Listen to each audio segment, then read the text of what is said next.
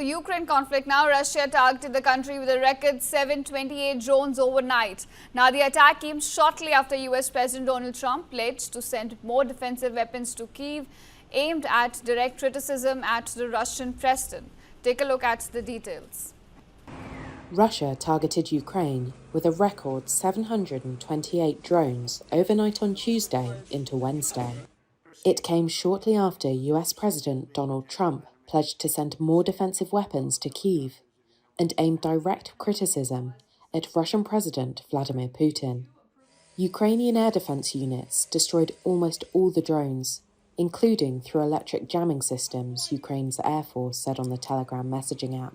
Reuters was unable to independently verify the date and location of this footage, said to be Lutsk when it was released by the State Emergency Service of Ukraine on Wednesday. The northwestern city of Lutsk, close to Poland, was the main target, Ukrainian President Volodymyr Zelensky said on Telegram. He listed 10 other provinces where damage was also reported. The attack follows a series of escalating air assaults on Ukraine in recent weeks. Zelensky said it showed the need for sanctions on the sources of income Russia uses to finance the war.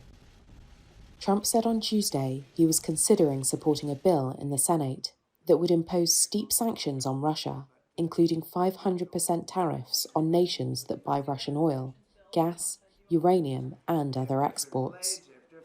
We're not happy with Putin. I'm not happy with Putin. I can tell you that much right now, because he's killing a lot of people.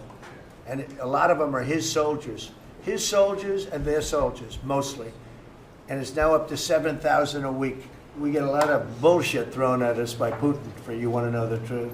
He's very nice all the time, but it turns out to be meaningless.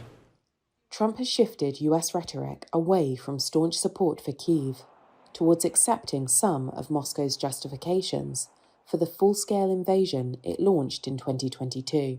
But initial rounds of talks between Russia and Ukraine have so far borne little fruit.